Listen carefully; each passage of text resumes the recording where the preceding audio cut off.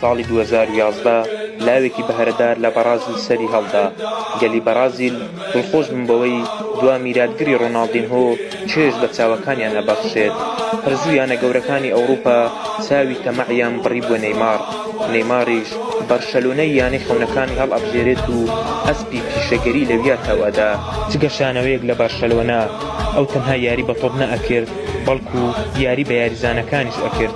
دروست دوای ساڵێک پەیوەندیکردنی نەیمار بە بەرشەلۆنا لە ساڵی 2014 نەیمار سەرکردایەتی بەرازیلی ئەکرد بۆ مۆندیال. هەموو هاندەرانی بەرازیل لەسەر قاچەکانی نەیمار هیوایان هەڵچنی بوو، بەڵام نەیمار تووشی پێکانێکی سەخت ئەبێت و نزیک ئەبێت لەوەی تووشی ئیفلیجی بێت. زۆرێک لە هەوادارانی تۆپی پێ وایان زانی خۆری ئەستێرەبوونی نەیمار ئاوا بوو، بەڵام دوای گەڕانەوەی لە پێکانە سەختەکەی لە ساڵی 2015 باشترین وەشانی نەیمار دەست پێ ئەکات. ڕۆڵێکی یەکجار گرنگ ئەبینێت لە بردنەوەی چامپیۆن بۆ بەرشەلۆنا. بەهرە زۆرەکەی نەیمار فێڵ لە نەیمار ئەکات و ئەیەوێت زیاتر خۆی بسەلمێنێت، بۆیە پەیوەندی بە پاریس سان جێرمانەوە کات. بەڵام هەزار ئەفسوس چیتر نەیمارەکەی جارانمان نەبینیەوە. پێکان لە دوای پێکان قاچەکانی خیانەتیان لێ ئەکرد و نەیان ئەتوانی وەک جاران سەمای سامبا بکەن چیتر.